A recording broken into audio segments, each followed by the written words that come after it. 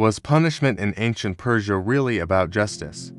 Or was it something far more disturbing, more ritual than reason?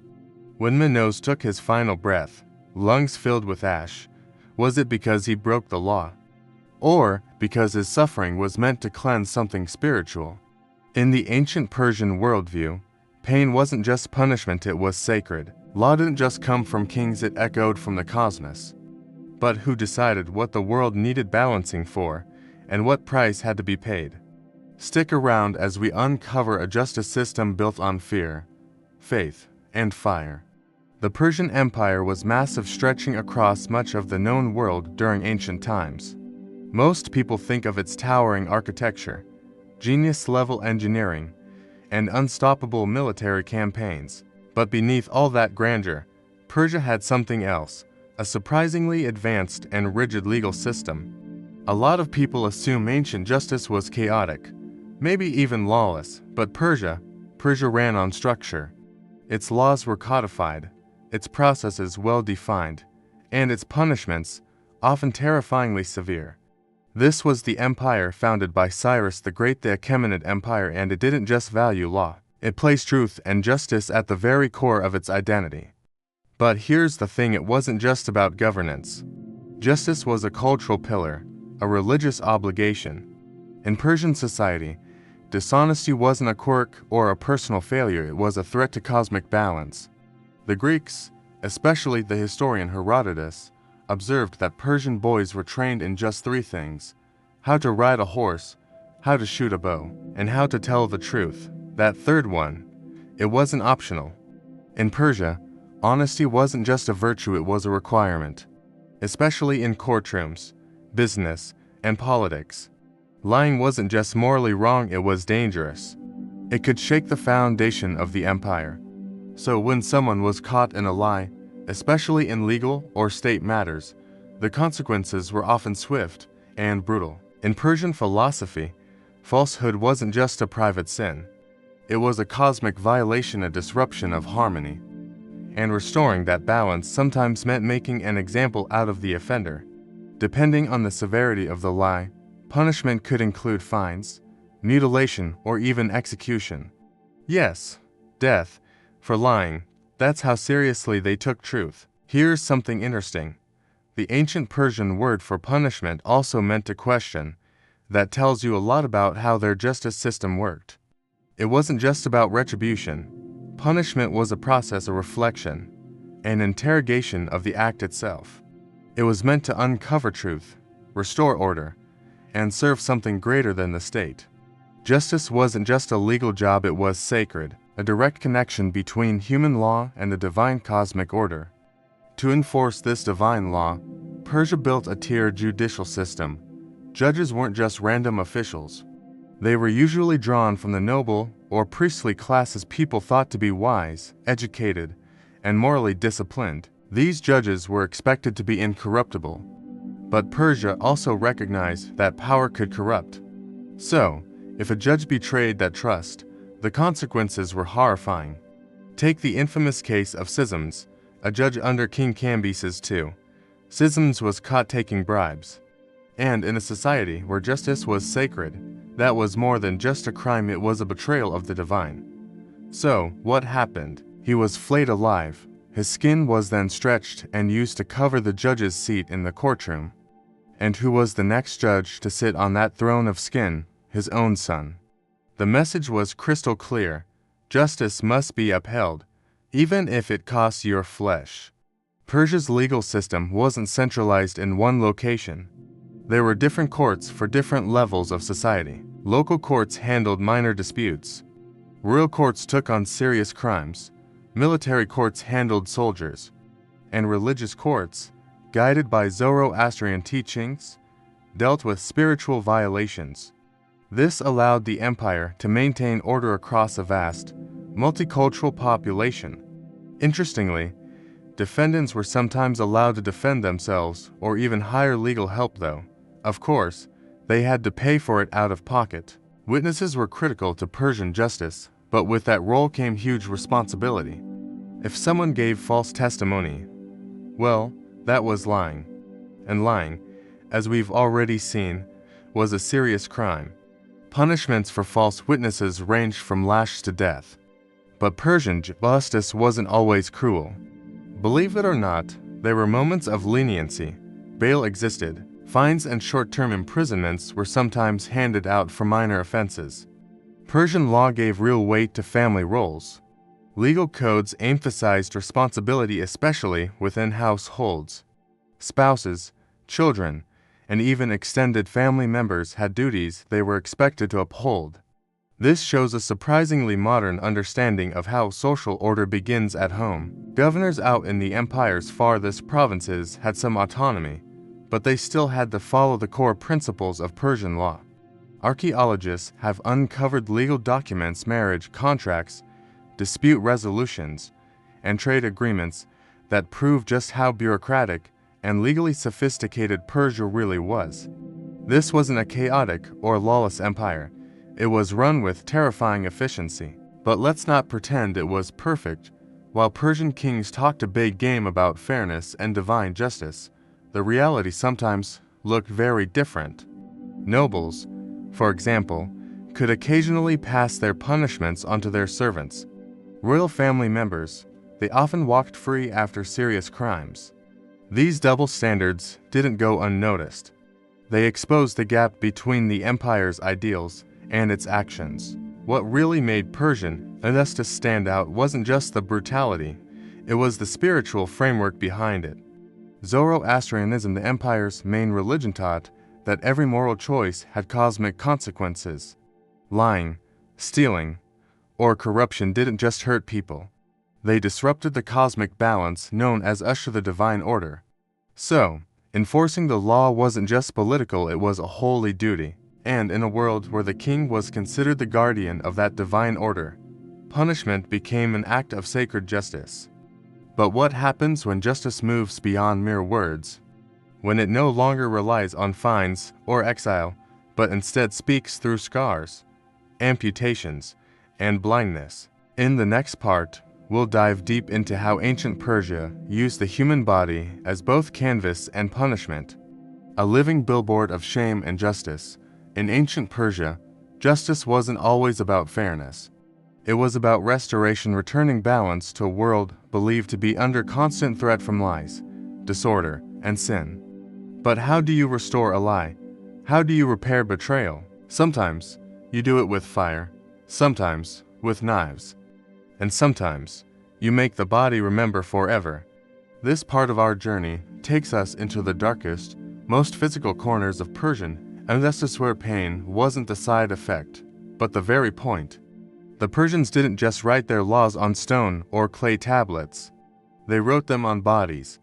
Amputation, mutilation, branding, scarring, blinding. Each punishment was more than a consequence, it was a message, a way to warn others. A living, breathing symbol of what happens when you betray the divine order. The body became a kind of public document, one that could be read by anyone passing in the street. You steal, you lose a hand. You lie, you might lose a tongue or your eyes. You betray the king, you might lose your entire skin. Persian justice was deeply visual.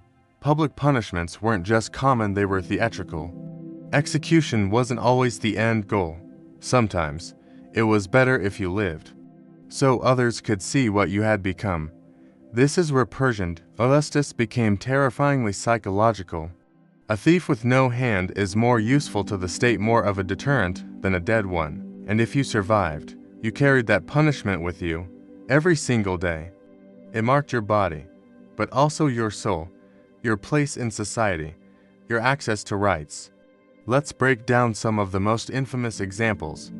Amputation, used for theft, treason, and sometimes bribery. A hand removed could never steal again. Mutilation of the nose or ears, often used as a sign of humiliation, especially common for sexual crimes or rebellion. Blinding, a brutal punishment for disloyalty, especially in cases involving high-ranking nobles or royal family members.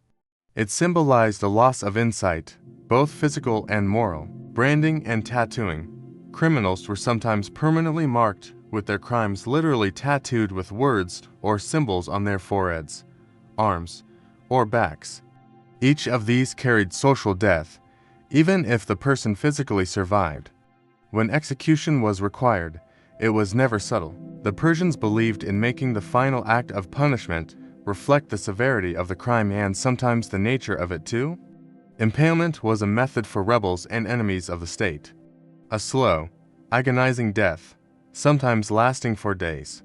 Stoning was used for sexual crimes, especially adultery and incest. Boiling in oil, burial alive, or execution by fire were rare, but recorded in some royal annals, especially for crimes seen as polluting the spiritual order. The point was not just death. It was a performance. It was cosmic theater.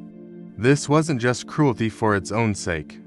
At least, not in their minds.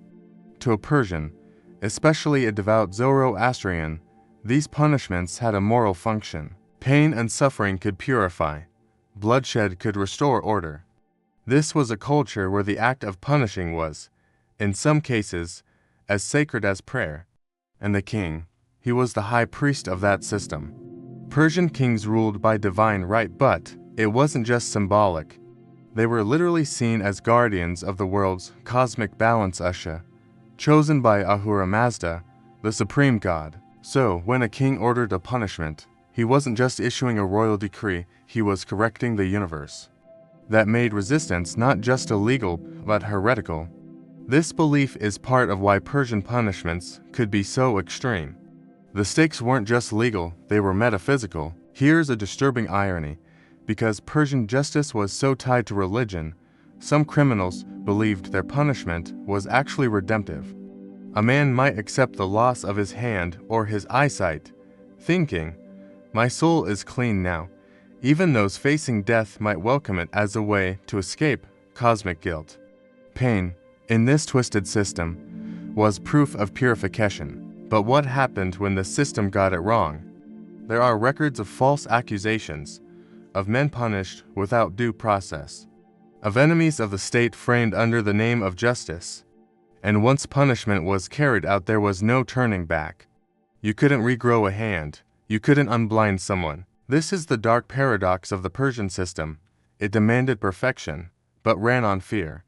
And fear doesn't always tell the truth. Bodily punishment wasn't just for street criminals, it was political. When someone fell out of favor at court, they could be disfigured, blinded, or publicly humiliated.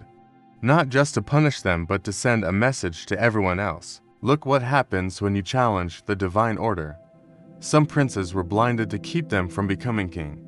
Some noble men were disfigured to erase their political ambitions. Justice, maybe, but also cold, calculated power. The Persians understood something modern leaders still use today. Fear is a form of control. And when you wrap fear in religion, when you say it's not you punishing, but God, people obey. Pain becomes holy, scars become sacred, and rebellion becomes suicide.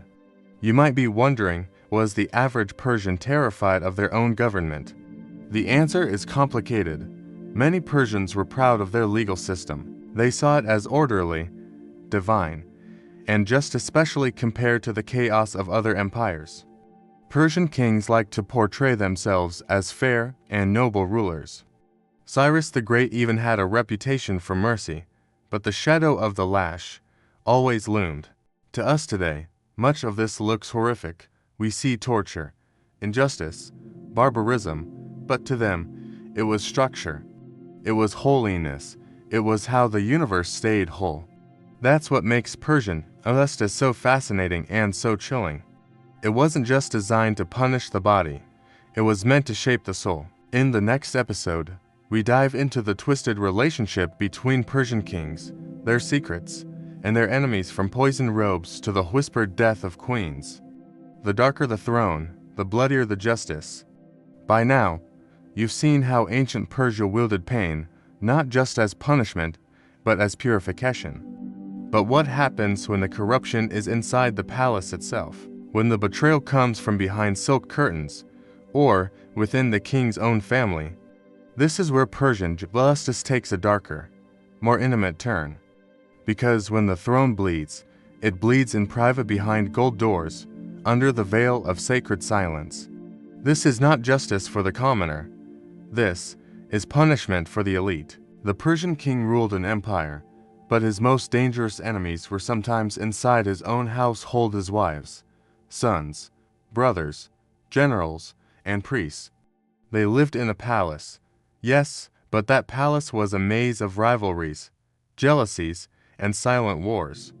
And unlike the street criminals who were punished in public, the enemies of the throne were dealt with in whispers, because when the powerful fall, they must fall quietly. Public torture wasn't always the answer. Sometimes, silence was more useful than spectacle. Persian history is filled with subtle deaths: a prince who suddenly falls ill after a feast, a general who disappears on a hunting trip, a queen who dies in childbirth, though no child is ever seen. Assassination wasn't just tolerated. In some dynasties, it was practically expected, and justice. In the court, justice was whatever preserved the throne. Royal blood was sacred, but it was also dangerous. The Achaemenid kings had many sons, many wives, and many half-brothers. This meant that at any given time, there were dozens of men who could legally claim the throne. So, what do you do when your own brother might become your future murderer? You strike first. Some kings blinded their brothers. Others imprisoned them for life. Some simply invited them to dinner. Let us talk about Darius I, the king who claimed the throne after the mysterious death of the previous ruler, Berdiya. Darius said Berdiya was an impostor, a false brother, a usurper, and many Persians believed him because Darius told the story first. But others whispered, maybe Darius killed the real Berdiya and made up the lie afterward. In Persian politics, truth was whatever survived the knives. Women weren't exempt from court justice, especially queens and concubines. In fact, royal women were often punished not for what they did, but for who they supported. Choose the wrong prince. You could be poisoned, accused of sorcery. You might be buried alive, and if a queen was suspected of influencing state affairs without permission, she could be executed discreetly. Of course, one of the darkest examples: the mysterious death of Queen Parysatis's daughter-in-law, who was slowly tortured with poison over months as revenge. Persian justice could be slow, intimate, surgical. Religion wasn't just a backdrop, it was a political weapon. Zoroastrian priests, known as magi, had enormous power. They crowned kings, interpreted omens, and guarded sacred rituals. But when kings fell out with the clergy, things got deadly. Some kings burned temples, others executed priests for heresy. But in return, some magi plotted in shadows, poisoning, manipulating, or cursing the court from within. Even the sacred could turn against the sacred. One of the most terrifying punishments in Persian elite culture: erasure.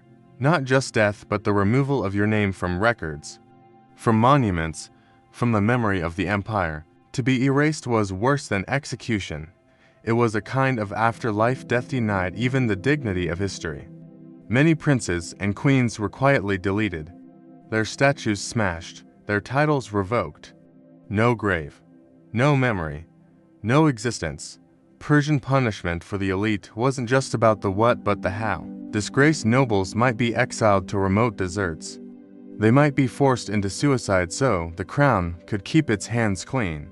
And always, the court maintained a mask of holiness.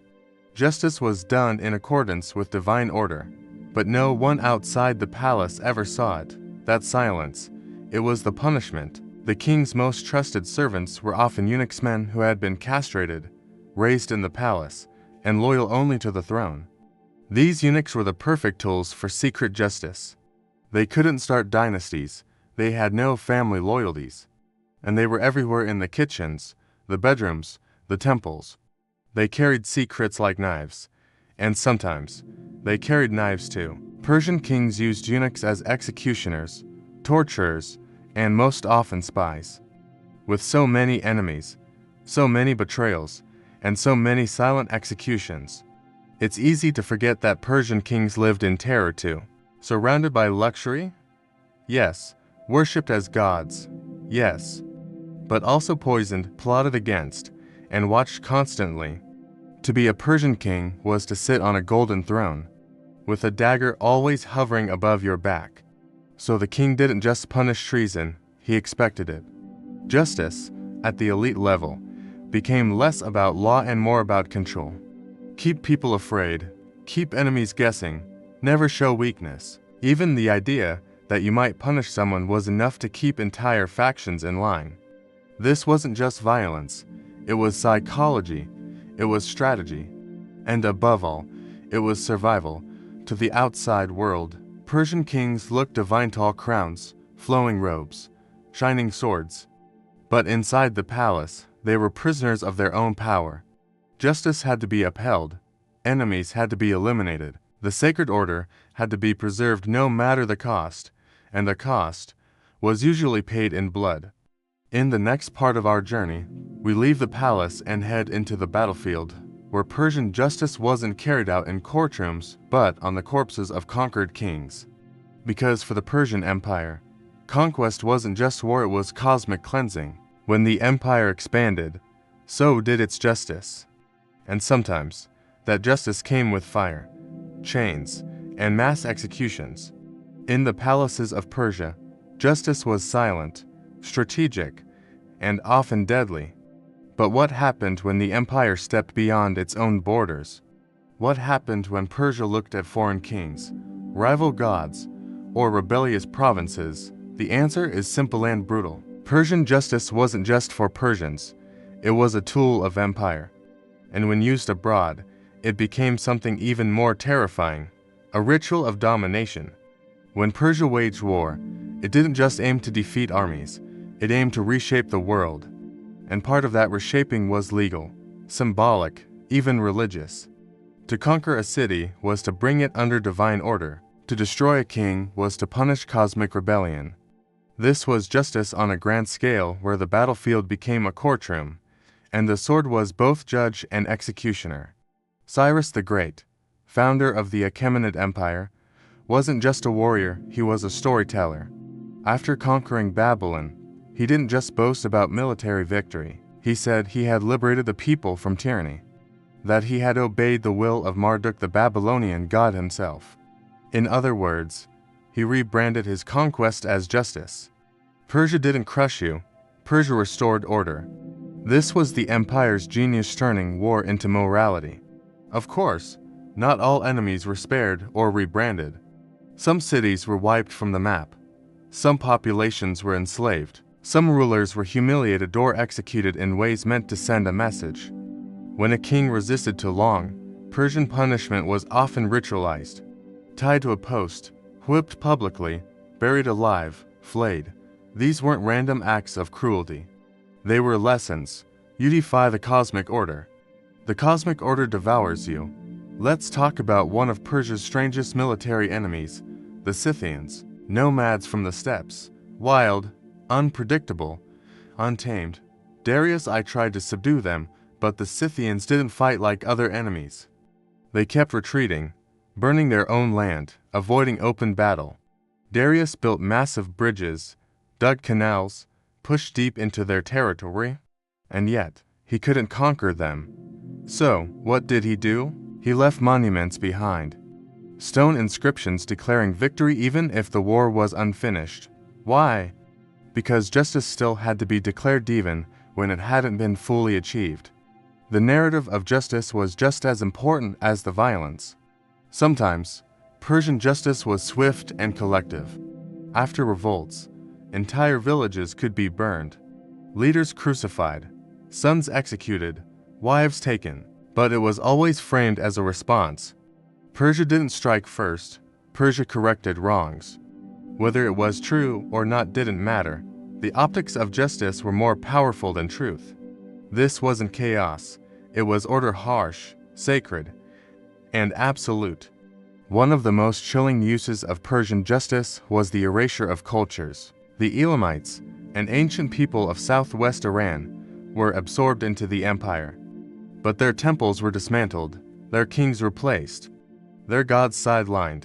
No mass slaughter, no single dramatic battle, just quiet disappearance. It wasn't just a military conquest, it was a spiritual one. Persia brought law, language, and ritual and erased what came before. That too was justice. So, what happened to kings who surrendered? Sometimes they were spared, given estates, even welcomed into the court. Why? Because mercy, when displayed selectively, was a form of control. Other times, kings were made examples of, paraded through Persian cities, chained, humiliated before statues of Ahura Mazda, then executed before crowds. Again, it wasn't just about punishment, it was a theatrical warning. The most dangerous enemies of Persia weren't warriors, they were heretics. Zoroastrianism held that the world was a struggle between order Usha and chaos Druj. To rebel against the empire was to side with chaos. So, if a cult arose in the provinces, if a prophet spoke of false gods, it wasn't a political problem. It was a spiritual infection, and it had to be cleansed. Temples destroyed, sacred fires extinguished, followers executed. The punishment wasn't just death, it was cosmic correction. Some punishments were public crowds watching as a rebel is impaled or a traitor flayed. But other times, Persia chose silence. Why? Because publicity is only useful when the audience is meant to learn something. If a rebellion might inspire sympathy, the punishment happened in shadows. This was justice as strategy, not emotion. Every execution had a message or it was suppressed. Darius and Xerxes didn't just punish, they recorded. They left behind inscriptions in multiple languages, carved into stone, placed on mountaintops, palace walls, and temples. The message, I am the king, I restored order, I punished the liar. Even when people couldn't read the words, they saw the images, the king towering over bound prisoners, holding divine symbols. This was visual justice as propaganda. The genius of the Persian system wasn't just military, it was psychological. Justice wasn't about fairness. It was about keeping millions of people in line across deserts, mountains, forests, and seas. So Persia used a mix of fear, ritual, mercy, surveillance, storytelling, and most of all belief. Belief that the empire was sacred, that the king was divine. That resistance was not just rebellion, but sin. But even Persia's justice had limits. When Xerxes burned Greek temples and insulted foreign gods, he claimed it was righteous vengeance. But in time, the narrative turned against him. Rebels painted Persia not as holy but as arrogant. And once the illusion cracked, the empire began to bleed. The line between justice and tyranny, very thin. In the next chapter, we turn inward into the rituals of punishment, sacrifice, and purification within Persian religion itself. Because when the body was punished, it wasn't just for crime, it was for cosmic balance. There were priests who flayed themselves, kings who fasted for redemption, entire cities that burned incense for the sins of one man. The pain of Persia was never just political, it was sacred. Persian justice wasn't just political, it wasn't just imperial, it reached into the soul, into temples, into bodies, into rituals that blurred the line between punishment and purification. Because in ancient Persia, pain could be sacred, and justice didn't stop at the crime, it aimed to rebalance the entire universe. Let's step inside the sacred fire temples. In Zoroastrianism, crime wasn't just a legal matter, it was cosmic disorder. To lie, to steal, to harm the innocent, these weren't just actions, they were spiritual infections. The world, according to Zoroaster, was locked in an eternal battle between Usha, truth, order, light, Druj, deceit, chaos, filth. Every sin tipped the balance toward darkness. So punishment wasn't just retribution, it was cleansing. The Avesta, the Zoroastrian holy text, details punishments that shocked the modern reader. Not because they were cruel, but because they were meticulous. A thief might be whipped not once, not 10 times, but 200 times. But here's the twist, the whipping wasn't meant to destroy. It was meant to save the soul. Each lash reduced the spiritual weight of sin. Each stripe on the back burned away deceit. This was divine math, a ledger of guilt, balanced through pain. It might surprise you, But Persian religious law often discouraged execution. Why? Because death meant the soul carried its sins into the afterlife. Better to suffer now and enter the next world clean. So the ideal punishment was painful, humiliating, but redemptive. In some cases, a criminal would confess, endure a ritual beating, and then be welcomed back into society. Not because they paid a debt to the state, but because they were now spiritually rebalanced. Priests weren't exempt. In fact, they were held to stricter standards. A priest who misused sacred fire or performed rituals while impure could face fasting for weeks, self-flagellation, public shaming, permanent removal from temple life in extreme cases. He might live the rest of his life in silence, unable to speak the sacred words he once led, because words were sacred tools, and misuse was a sin against creation itself. One of the strangest punishments was imposed on those who contaminated fire, the most sacred element in Zoroastrianism. If someone spat into a fire, or let a corpse pollute its space, the flame was considered tainted. The person could be forced to live in isolation, forbidden from lighting any fire. No warmth, no cooked food, no light after sunset. This was a living exile from both comfort and the divine. Let's pause here. Why was pain so essential? Because Persians believed in ritual accountability. You didn't just say, "I'm sorry." You demonstrated it on your skin, your body, your breath. Fasting, whipping, isolation, public confession. Each one was a visible mirror of inner guilt. This wasn't torture. It wasn't cruelty. It was a kind of spiritual surgery. You hurt in this world, so you wouldn't rot in the next. It wasn't just humans. Zoroastrian texts describe sinful animals, creatures seen as bringers of decay, disease, or deception. Rats, frogs, snakes, insects. Killing them wasn't just pest control, it was a religious act. A farmer who slaughtered 10 evil creatures earned spiritual merit. In this worldview, even pest removal was part of the cosmic war. Now, let's touch on one of the most complex and controversial aspects of Persian purity: women and menstruation. In Zoroastrianism, menstrual blood was seen as a form of spiritual danger, not because women were evil, but because life and death coexisted closely in the female body. So, during menstruation, women were separated. No touching fire, no entering temples, no preparing food for men. This wasn't framed as punishment, but as protective distance. Yet over time, these rules solidified into something heavier, something oppressive. And what began as ritual respect for danger slowly became social exclusion. Zoroastrianism had its own form of confession called the patet. It was a spoken ritual, performed in solitude, or with a priest, words structured carefully, sometimes in verse. Each line was a verbal wound reopened. I repent for the lies I told. I repent for the hurt I caused. I repent for the times I worshipped the wrong gods. It could take hours. But when done with sincerity and often pain, it was said to erase even the darkest stains on the soul. The Persian king wasn't just a political leader. He was a guardian of cosmic order. If the land suffered drought, if disease spread, if crops failed, it might mean the king had sinned. So he too fasted, he too prayed. Sometimes, he made public sacrifices, offering gold, animals, or even cutting himself as a sign of humility, because the fate of the kingdom rested on the soul of the king. Entire cities could be punished for spiritual failure. If a town harbored criminals, if it tolerated impurity, then a high priest could declare it ritually wounded. The punishment: sacred fires, removed, priests withdrawn, festivals canceled, the city labeled unclean for a season. This was spiritual exile. And the only path back was collective penance, days of fasting, public confession, animal sacrifices, and sometimes building a new temple as redemption. Now we must ask, was this justice?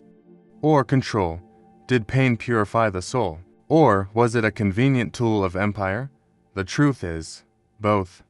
In ancient Persia, power and faith were never separate. Ritual law served spiritual needs and political ends. The whip didn't just cleanse, It reminded you who ruled your body and your soul. In our final episode, we'll leave the fire temples and enter the tombs. We'll explore Persian burial rituals, the obsession with preserving the body, and the strange fate of kings who were too sacred to rot. Because even in death, justice had work to do. Death was not the end in ancient Persia. It was a transition, a final test of purity, a moment when the soul faced the truth, and the body was judged by the cosmos.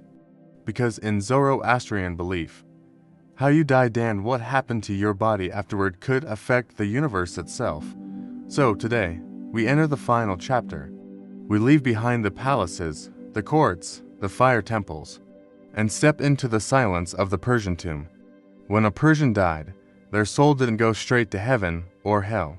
For the first 3 days, it lingered near the body, hovering, watching, torn between the earthly world and the unseen one. And on the 4th night, it would begin a journey across the Chinvit Bridge, the bridge of judgment. If your soul was righteous, truthful, generous, clean, you crossed safely, but if your soul was full of deceit and sin, the bridge narrowed to a razor's edge. You fell into darkness, into punishment, into the house of lies. But what about the body? In Zoroastrianism, dead flesh was dangerous. It was a gateway for Druge decay, rot, and evil spirits. If handled improperly, a corpse could pollute an entire home, even an entire village. That's why the Persians didn't bury their dead. They isolated them. High above the city, on remote hills, sat the Dakbis towers of silence. Round, open-air structures made of stone. No roofs, just sky, wind, and vultures. When someone died, their body was taken there by special caretakers known as nasellers. They couldn't touch the dead with bare hands. They wore special gloves, robes, and masks because even contact with a corpse could defile the living. The body was laid in the tower's central ring, and then it was left to the birds. This practice is called sky burial. To outsiders, it seemed brutal, disturbing, even barbaric, but to Zoroastrians, it was divine recycling. Rather than pollute the sacred earth with decay, they let nature take what it needed. The birds, especially vultures, were seen as sacred cleaners. Within hours, the flesh was gone. Within days, the bones bleached under the sun. What remained was purified, stripped of all that could rot or infect. The bones were later collected and placed in ossuary stone containers hidden deep in the mountains or beneath temples. These weren't grand tombs. No golden sarcophagi, no statues, no personal treasures. Because death was the great equalizer. Your wealth didn't follow you. Your legacy was spiritual, not material. And your soul's fate was determined not by what you owned, but by how well you lived. But kings were different. In places like Nakhchirestan, carved into the cliffside, we find massive real tombs. Here lay the bodies of Darius the Great, Xerxes, and their descendants. But even these sacred kings weren't buried underground. Instead, they were sealed in high tombs out of reach of both earth and beasts, their bodies placed in stone chambers, dry and untouched. Why? Because a king's corpse wasn't just dangerous, it was sacred. To let it rot would be to taint the empire itself. Though Zoroastrians rejected Egyptian-style mummification, some sources suggest Persian royals were partially embalmed. Their bodies were wrapped, perfumed, protected not to preserve vanity, but to delay impurity. Because as long as the king's body remained intact, his spiritual presence lingered, and to some, the king was never truly dead. He had simply crossed the Chinvit Bridge first, waiting on the other side to guide his people. Those who handled royal corpses belonged to secret priestly orders. They lived apart from society, ate alone, prayed constantly. Their job was to perform rituals that kept Druge at bay, chanting ancient verses, burning sacred herbs, drawing protective circles of ash. And when their work was done, they were ritually cleansed for days, sometimes exiled for months until the spiritual taint wore off. To touch the dead was to brush against cosmic risk. Unlike many cultures, Persians kept public mourning quiet, crying loudly, tearing clothes, that was seen as dishonoring the soul's journey. Instead, the family fasted, lit fires, offered prayers for 3 days and nights. Then, on the 4th morning, the day the soul crossed the bridge, they gathered for a farewell rite. No weeping, only sacred silence. Because the soul needed focus, not distraction. Fire was central. After death, it was never extinguished in the home. A new fire was kindled to represent the eternal spirit of the deceased. Priests carried this fire into temples, where it burned for weeks, fueling prayers, sacrifices, and chants. Fire didn't mourn, it didn't decay, it simply burned, unchanging, eternal.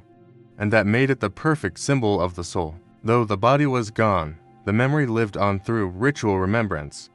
Every year, on the anniversary of a person's death, family members performed the Farvardigan Attende ritual honoring ancestors. Food was offered, candles were lit, verses were recited, and it was said the spirits returned not to haunt, but to bless. These weren't ghosts, they were guardians. And the more honor you gave them in death, the more protection they gave you in life. Now here's a twist: to early Zoroastrians, even the afterlife wasn't permanent. They believed in an ultimate day of judgment, a final cleansing of creation. On that day, the wicked would be purged in rivers of molten metal. The righteous would walk unharmed, evil would be annihilated forever. And the dead, they would rise, souls reunited with bodies. A new world, pure, eternal, and ruled by light would begin. So even death was temporary. So, what do we take from all this? The Persians taught us that justice isn't just law, it's cosmic alignment.